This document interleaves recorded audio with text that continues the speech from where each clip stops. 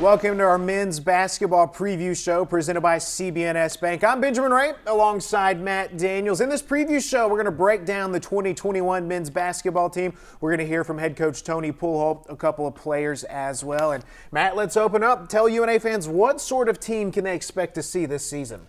You're going to continue to see that hardworking, full of energy, always competing UNA basketball team we've come to know under Coach Tony Poolholt. He's established his culture. The experienced guys, the juniors, the seniors, they're ready to lead this team. And the newcomers, UNA fans, you're going to fall in love with them because they emulate everything you love about UNA student athletes. You mentioned experience. Year one, everybody was new. Coaches, players, everyone. Year two, this program took a big step. Now year three, all of a sudden, this is one of the more veteran experienced groups in the ASUN. Yeah, led by Jamari Blackman, Manny Littles, who are ready to take this team to the next level. They're ready to go. They're mature. They're experienced. They know what to expect come this season. Along with the other guys, you're going to see Peyton Youngblood and James Anderson, some of those seniors, C.J. Brim. These guys are leading their team. They're the vocal leaders. They're also leading by example, and this is going to be a really fun team to watch throughout this year. You're going to get to know this program well throughout this show. Coming up next, we'll sit down with UNA head basketball coach Tony Poolholt. We'll get his State of the Union address on where this program is at. Every adventure starts with an idea, and at CBNS Bank, we help your visions come to life.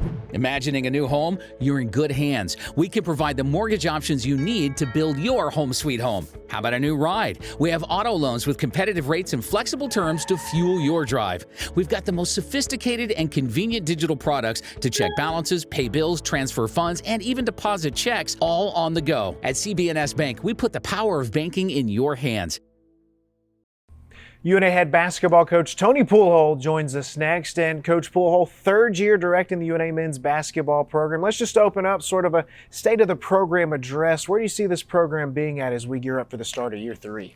Well, I'll tell you, it's been a fun-filled time since June with our guys. Our guys have done a tremendous job of coming in and putting in the work individually, and then as we little by little got together and collectively are working together now as a group.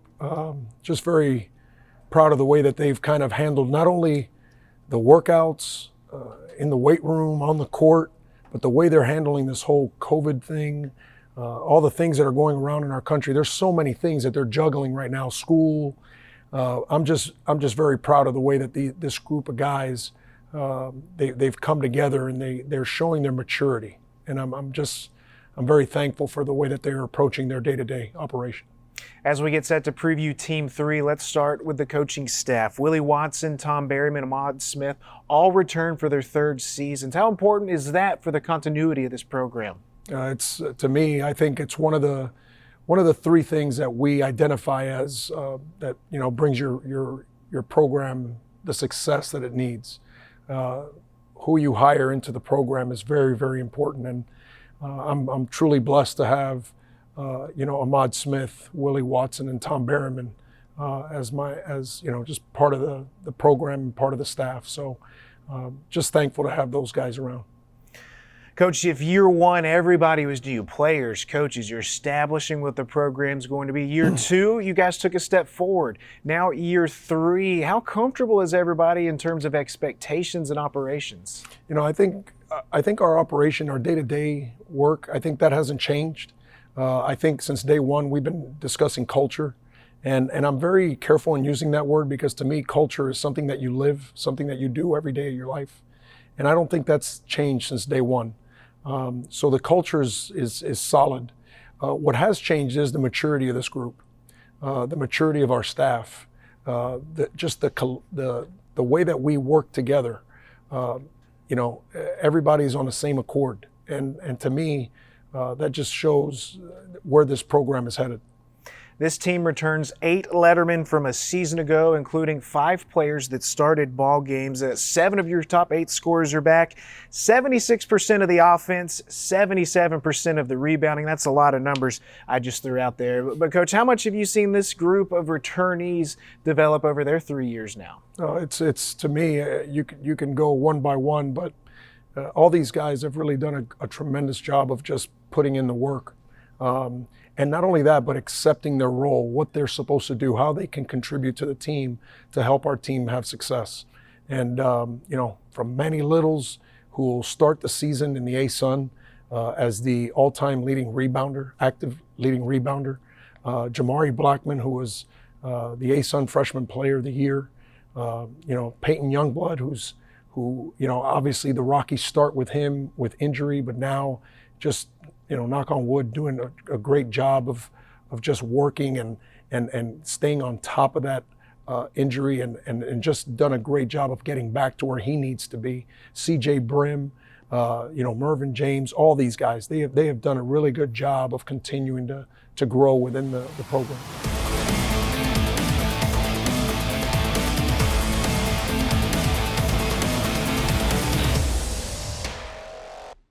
Best tailgate, brisket. No, real football y pollo asado. Hoops and wings. Dude, subs. Hot dog. Chili dog. No, Dodger dog. It's gotta be crawfish. Now you're talking. Burgers. 7-layer dip. Ribs. No contest. Hummus. What? You need a hot grill. And an ice cold Coke. Of course. Football and Coke. Come on. It's got to be Coke. Game day. Race day. Calls for Coke. You know it. Grab yourself a Coke. It's Tailgate 101.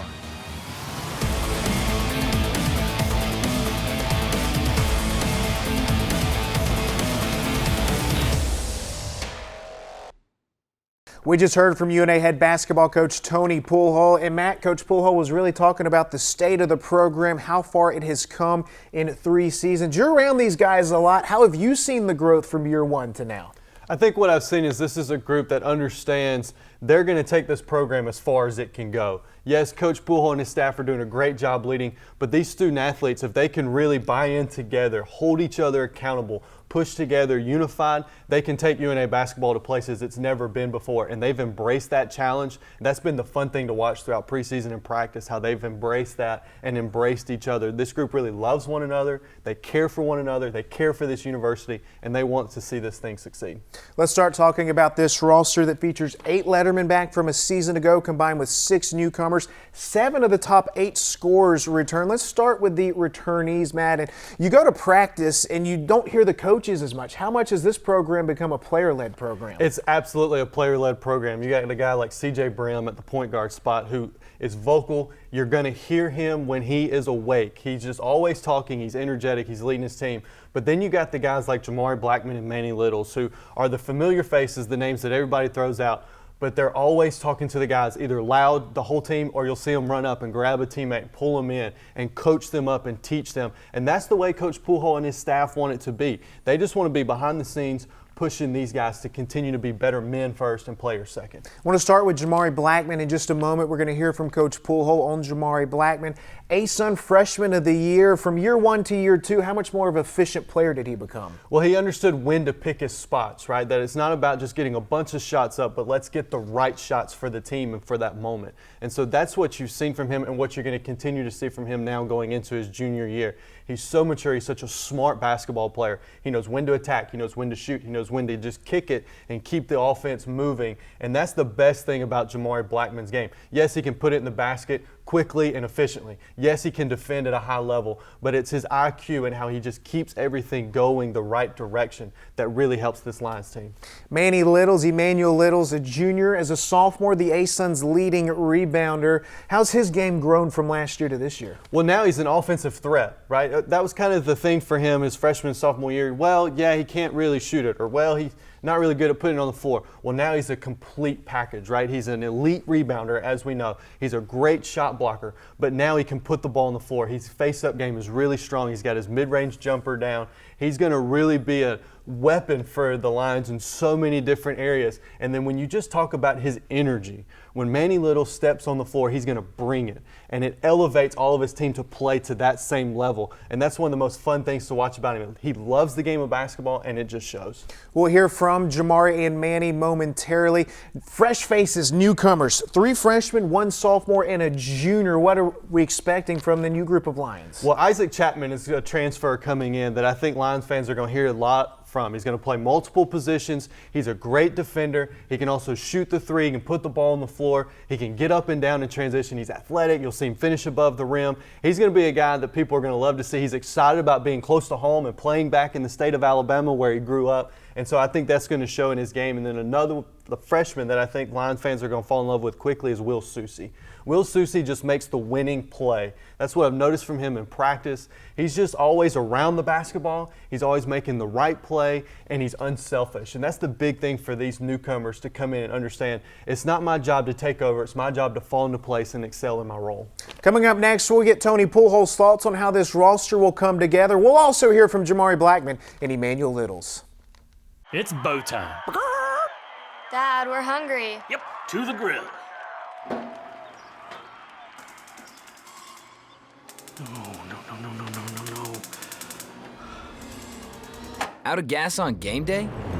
Drop a big bow box on it. Game on. Feed a family of 4 with 8 pieces of scratch-made chicken, biscuits, fixins, and tea. It's bow time.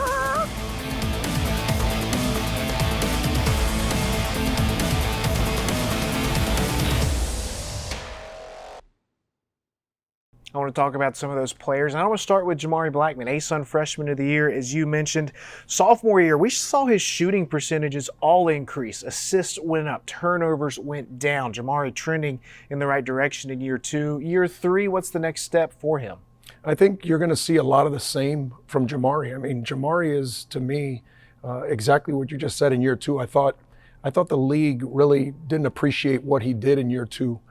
Because Jamari, even though his scoring numbers, according to, went down, his efficiency numbers went up. His assist totals went up. His turnover totals, like you said, went down. So in all areas that affect winning, Jamari Blackman did what he was supposed to do to help his team. Defensively, that's a thing that we don't talk a lot about with Jamari.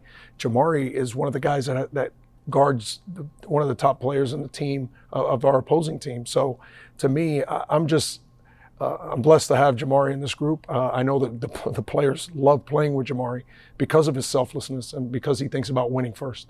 Manny Littles, the rebound king in the ASUN a season ago. Rebounding with Manny, we know, but what's the next step in his game? And I think you saw a little bit of it last year, a little more patient offensively. He really put in the time and has really gotten his offensive game to where it needs to be. Now he'll tell you he still has work to do. And the one thing we've told Manny is, yeah, there's work to be done, but don't ever lose what you're really, really good at, your bread and butter, right? This team expects Manny to really do a great job of rebounding the basketball and defending. So I think you're going to see Manny continue to build on that. But you're going to also see him continue to build offensively. Like I said, he's showing a lot more maturity, he's showing a lot more patience, and he's got multiple moves now where in year 1 it was strictly, defense and rebounding. Now you're going to see a little bit more offense from Manny. I want to talk about Mervin James next, the third player in the last 2 years to be named to the ASUN All-Freshman team. Just under 10 points per game, just under 5 rebounds per game, shot right around 50% for this season, Coach. I see Merv on the practice court. It looks like he grew an inch or two, but what sort of growth have you seen from Merv? I think what you're seeing with Merv is also the same thing, like I said, about Manny. Last year, he had an issue with turnovers, and I think you'll see this year you're going to see more patience. You're going to see him compete at a level where, last year I thought he went a little bit too fast, tried to go a little bit too fast at times. I think you're going to see a more calmer, just a more experienced player out there. And when you're 6'8", and you're right, he did grow a little bit over the summer, but when you're 6'8" and you got guard skills like him, he's just one fun guy to watch. I want to talk about some other returnees. CJ Brim, Peyton Youngblood, both guys that started last season. You throw in Alexa Matic, James Anderson, 2 great shooters off the bench as well. They all 4 had big moments last season, but what sort of depth do you see out of this returnee group? I think you're going to see those eight individuals really do a tremendous job in leading this group. And let me tell you what I'm most impressed with those 8 guys is how they've brought along the newcomers. That just shows, again, their level of maturity and where they need to be. But, when you talk about CJ Brim, you're talking about, in my opinion, one of the elite quickness in our league. It's not even close. And the fact that he's improved so much on his perimeter game, that's really what's most impressive. The way that he's put in the time to come in here and get shots up and just improve his perimeter game. If he starts to shoot at the clip that we expect him to do, now all of a sudden you got to deal with that. Now you got to deal with his speed and his perimeter shooting. That's going to be tough. Peyton Youngblood, we're expecting a lot of things from Peyton this year. Again, somebody that can stretch the defense with the way he can shoot, but also his intellect, the way he understands our offense, the way that he competes. It's somebody that we're really excited about. James Anderson and Alexa Matic, both guys, yeah, they could shoot the ball. One of the things that I'm challenging both those guys with this year is the defensive area. You know, one of the things, again, with them, the way they can shoot the ball, it does a tremendous thing for our offense. But where I want them to really, really grow is on the defensive end of the floor. Let's talk about the newcomers. 6 on this roster, 4 freshmen, 1 sophomore, and a junior. How have they clicked and meshed with the group of returnees? Again, I think it has to do with the returnees. The returnees have done a great job of making sure that those guys fit in. You know, again, the culture, right? The standards. I think the guys that are back have kind of laid and paved the way for them to understand what we need. One of the things I think the newcomers will tell you is how they don't get treated like newcomers. You know, they've been treated the right way. They've been brought into the fold. Now, don't get me wrong, they're going to get challenged. They're going to compete out on this floor every time. But once it's done, they all know they're on the same team. And I think the newcomers have appreciated the way the veterans have brought them along. One newcomer I want to talk about, I think Lion fans will be interested to know about, Isaac Chapman, a veteran coming from Northeast Mississippi Community College, but you got to look a step deeper. Played his freshman season at Campbell, where they won the Big South Conference Championship. Adding a player from a championship program, Coach, what has he brought? Well, he not only won a championship at Campbell, he also won a championship at Northeast. He was the backup, the second leading scorer on both those teams. But let me tell you again, what he brings to the table is his versatility. He can guard 1 through 5. He's physical, very, very athletic, could score in multiple ways. Really, really excited about what he brings to the fold. I mean, he's one of these guys also that brings leadership because of the way he does his, you know, he conducts his business on the court and off the court.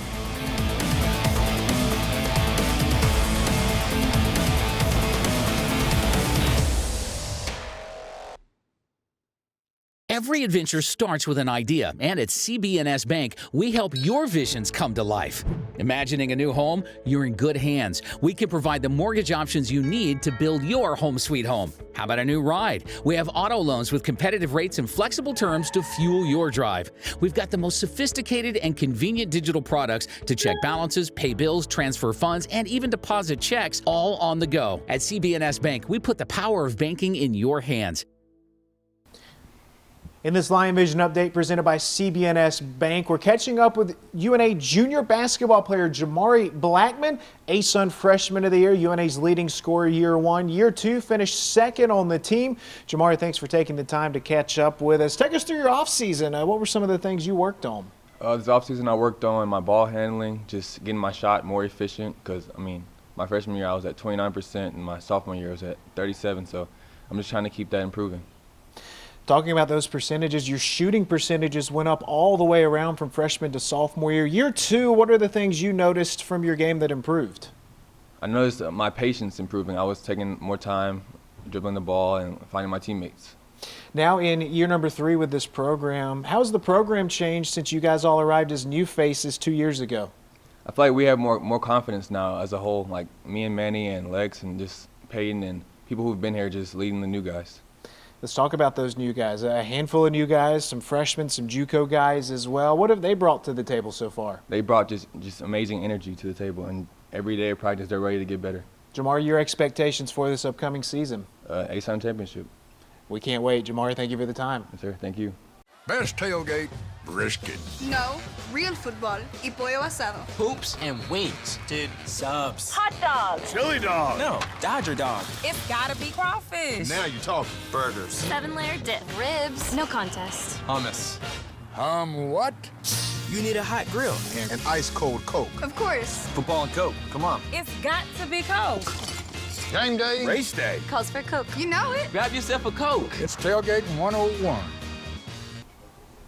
Emmanuel Littles is up next in this Lion Vision update presented by CBNS Bank. The top rebounder in the ASUN a season ago. Manny, thank you for taking the time. Hey, take us through your offseason. What was it like? What were some of the things you worked on? Off season, a couple of things I worked on is mostly my game, being more versatile. You know, I want to be able to give my guards more of a chance when we're catching screens and stuff like that. Not only giving them a couple seconds to get back, but giving them as much time as they would like to. So being versatile, being able to guard more positions and things like that.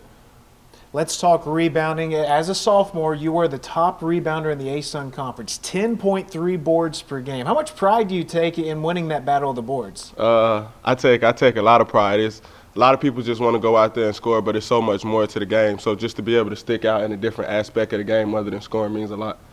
2 seasons at UNA, 518 career rebounds. Now, Gerald Lavender holds the school record for career rebounds, 1,033. You're halfway there. Have you thought about what it would mean to maybe break that record the next couple of years? It'll mean a lot to break that record because it'll mean I actually put my name here for a good reason, not just because I was one of the guys to play on the first D1 team, but I actually did something to get my name wrote down in the books to be remembered.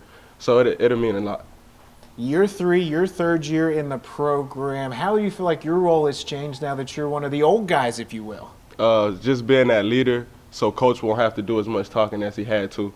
Making sure the guys stay in line, the guys who's just coming in, making sure they know what we do and make sure they adjust to our culture. You know, not letting them bend everything, making sure they do things the way we do and not bringing their own into it. A lot of returnees. You guys came in together, a great crop of newcomers as well. What sort of team have you seen at practice so far? I like the guys. We got guys who just want to win, so they do anything to win, whether it's rolling over on the floor to get the loose ball or making a free throw when it counts. They do everything to win from defense to offense, and that's all we need. We need guys with that kind of mindset, and we have those guys. So I'm expecting a big year from us. Last thing for you, Manny, your expectations for the season? To win it all. Manny, we like it. Thank you for the time. Yes, sir. It's bow time. Dad, we're hungry. Yep, to the grill. No. Out of gas on game day? Drop a big bow box on it. Game on.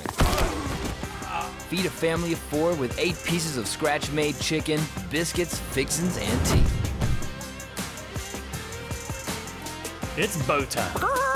There's Tony Pujols' thoughts on what this roster will look like this year. Depth is a word I feel like we're going to hear a lot with this team. Yeah, no question. This team is as deep as it's been in a long time for UNA basketball, and definitely the deepest team in the Division I transition. So it's going to be fun to see all these guys coming in and out and how they continue to elevate this UNA basketball program. Let's talk about the ASUN and the type of conference that we'll see this season. Lipscomb, the preseason favorite. We saw a lot graduate a season ago in the conference, but 1 through 9, Matt, what kind of league are you expecting? Well, I think there's 6 teams that legitimately believe they have a shot to win this ASUN title. Not saying that the others don't. Obviously, basketball-wise, all 9 teams think they have a shot. But I think there's 6 that will eventually separate themselves and kind of really put themselves. Obviously, Lipscomb being the preseason favorite with Asana Sajula, the big fella down low.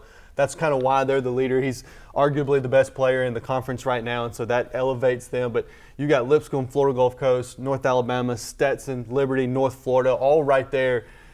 Picking them right now, and November is picking straws, right? Once we get to January, February, and March, this is going to be a fun conference to watch. You mentioned Asana Sajula from Lipscomb. A lot of people are predicting the big fella that plays for Lenny Acuff to be the player of the year. Carter Hendrickson, top player back from North Florida, double-double machine. And Stetson returns the big fella Mohamedou, as well as Rob Perry, the ASUN freshman of the year. While the league graduated a lot, you throw in Manny Littles, Jamari Blackman, CJ Brim. There's still a lot of talent returning. Yeah, don't forget about Caleb Catta, Florida Gulf Coast, who can score so fast. You'll blink and he's got 20 points. And so the league's got a lot of talent coming back. Liberty with Cuffey, the defensive guy. I mean, he's so fun to watch on that end of the floor, and he can shoot it. There's a ton of talent in this league, and I think that's what's going to be so fun with it. Come January, February, these guys are going to leave it all on the hardwood. And really, to me, there's not really a favorite team. I'm excited to kind of watch Stetson and see how Rob Perry kind of leads that team and what his development is. They're going to be a team to keep the eyes on. And North Alabama's got a great home schedule, bringing in Lipscomb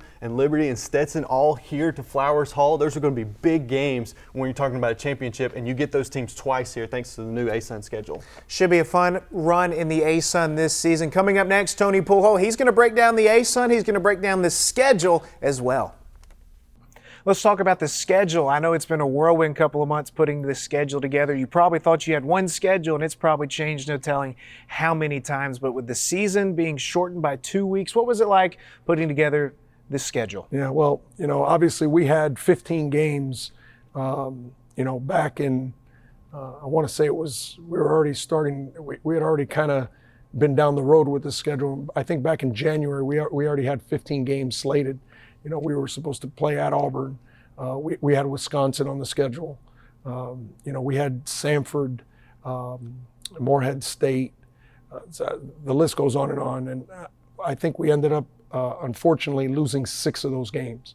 And, so be it, right? The good thing about it is for the majority of those games, we'll carry them over to the following year.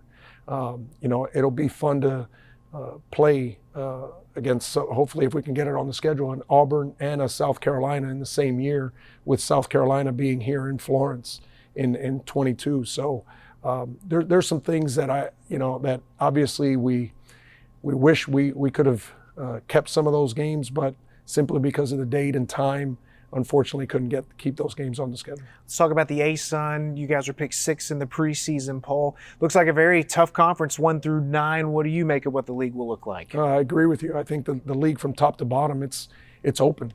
There's very good teams here. Obviously, Lipscomb, I think they were picked to win the league, and rightfully so. You got one of the best players in the league, and in my opinion, one of the top coaches in the league. So, and not just our league, in the country. I think, Coach Acuff does a great job at Lipscomb. But, again, this league has not only really good players, but it has really good coaches. So it doesn't surprise me a bit that you have, the type of, just the parity that we have in our league with all these teams being kind of lumped in together, just like last year. That was the thing about last year. I think it was like from first place to 7th. There was a time there was like decided by like 2 games. It was nuts. With a team coach that has so much returning, a lot of guys have gotten a taste of the ASUN tournament year 1, probably just thankful to be there year 1, year 2, hoping to make a run, losing early on. But now that they've had a taste of it and they've seen what the league is like, how hungry do you feel like this group is? I think they're extremely hungry. I think they're going to be excited to get started in league play, but they know that for us, the most important game of the year is the next one on the schedule, and that's November 25th. We got to get ready for November 25th, and we're going to do that. And the league will get here soon enough. We're just going to focus on today because we only get one chance at it. And tomorrow, we're going to worry about that, and then we'll get to the league when we get to the league. Couple things to wrap up with, Coach. COVID-19, I know it's kind of crazy with everything going on, but what sort of challenges is that presenting as you look at this schedule and this season? Yeah, I think that's the hard part, right? I think it's, again, how we kind of handle the whole situation. But, one of the things we've been telling our guys from day one, when we got back on campus, we've really been harping to them, hey, listen, the last thing we want to do is disrupt ourselves. We can't be our worst enemies. So, we talk to them constantly about wearing their mask. We constantly talk to them about, making sure that they have, they're 6 feet apart. No large crowds, wash your hands, disinfect your area, and I know it's hard for them because they not only have to, go to school, they got to go to practice, they got to remember all those things. But, I think we've just kind of hammered that so much. I think our guys have really accepted it because they don't want to be disrupted. But all that being said, all it takes is one, right? And sometimes it's not even in our control. Sometimes it's our opponent. So it's going to be a challenge, but like anything else, I think we're growing from this also. We're learning a lot about COVID-19. We're learning the things that, we need. And the CDC's done a tremendous job. Our league has done a tremendous job. But our university has really done a great job in informing our student athletes, informing our coaches, informing everybody about what we need to do to make sure that we prevent this from spreading. Last thing for you, Coach Poole, Flowers Hall, November 25th. You guys will open up this season. Tell UNA fans what kind of team they can expect to see. I think they're going to see the same team they saw in year 1. I mean, they're going to see a bunch of guys that are going to go out there and compete, and they're not going to stop for 40 minutes. And, whenever you got other opponents telling you that's one of the things that they enjoy about your group is that they compete for 40 minutes. That's all you can ask for, right? Because it gives you the opportunity and the chance. So I think what they're going to see is they're going to see a spirited group, a group that's going to be energy rich, a group that's going to defend, and a group that's going to play very unselfish. They're going to share the basketball. So really, really excited about the group that's coming up this year. We can't wait as well. Coach Poole, thank you for the time. Thank you.